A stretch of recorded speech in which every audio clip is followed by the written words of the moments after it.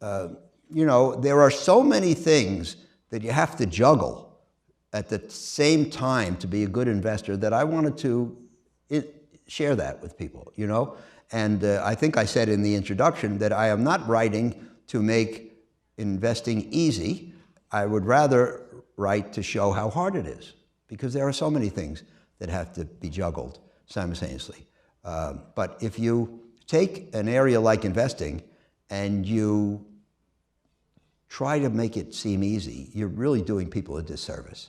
If we said to people, you know, if you really spent some time on it, you could do your own dentistry or your own legal work or fix your own car, you know, we wouldn't be doing people a favor. And the same is true with investing. For some reason, while nobody does their own dentistry or auto repairs, everybody thinks they can be an investor.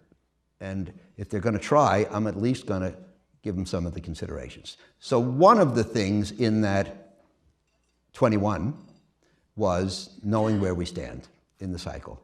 Now I think there are two, among the 21 most important things, I think two are really the most important, except for the others.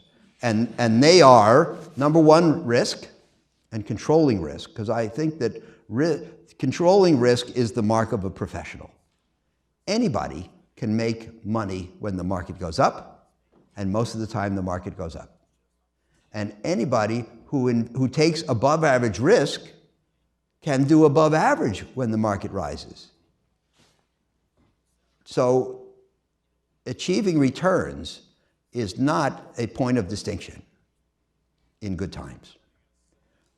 In my opinion, the distinction of a superior investor is achieving returns in good times with the risk under control.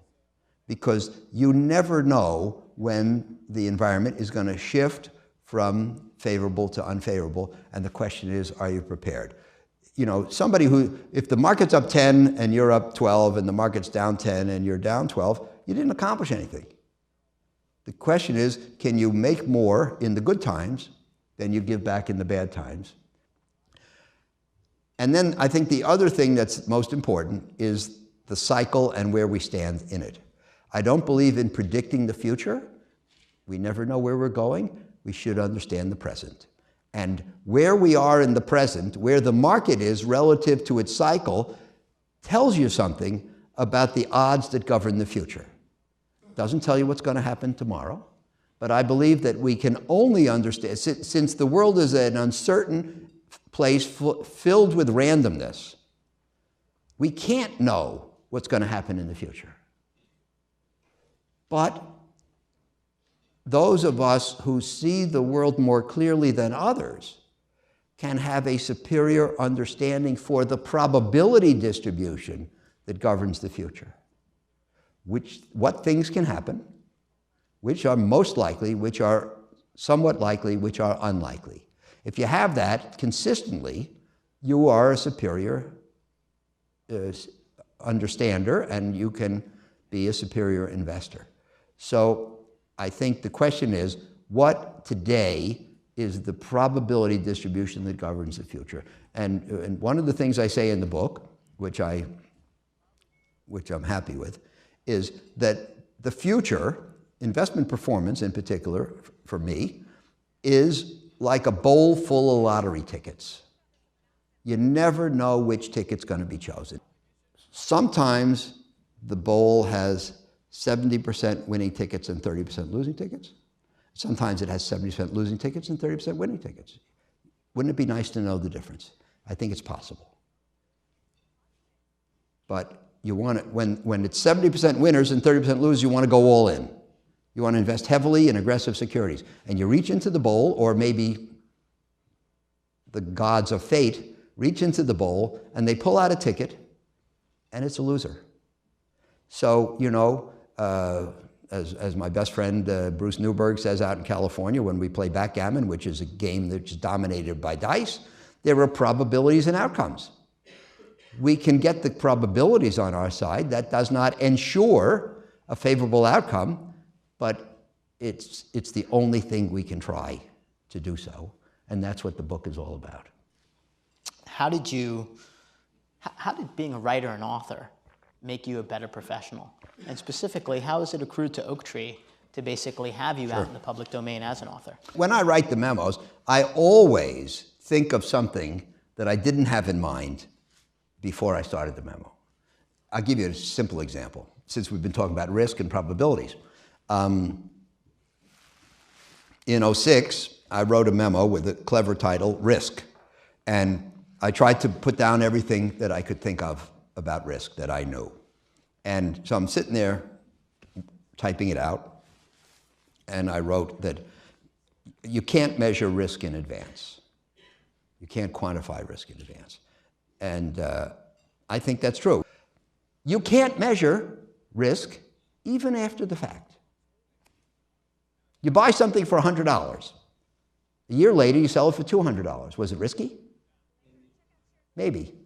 The point is, in my opinion, you can't measure risk even after the fact. And that's something that this revelation came through writing. Yep. I literally hadn't thought about it before I sat down. In the book, when I was writing about psychology, I realized that there was something that deserved, that I hadn't planned to write about, that deserved its own chapter, and that was the cycle in attitudes towards risk. Because I think that the way people think about risk has an enormous impact on the market, and it changes volatilely. And people are supposed to be these computers who look at risk-adjusted returns and make intelligent decisions on that basis, and nothing could be further from the truth.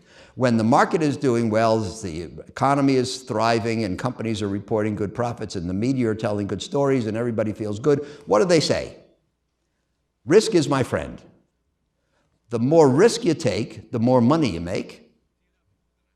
And I feel entirely comfortable taking risk today. And by the way, I don't see any risks on the horizon. So bring it on. And then, for the next year or two, the economy suffers, corporation profits disappoint, the media now turned into telling scare stories, the prices are cascading down, and emotion goes through the floor. And now what do people say?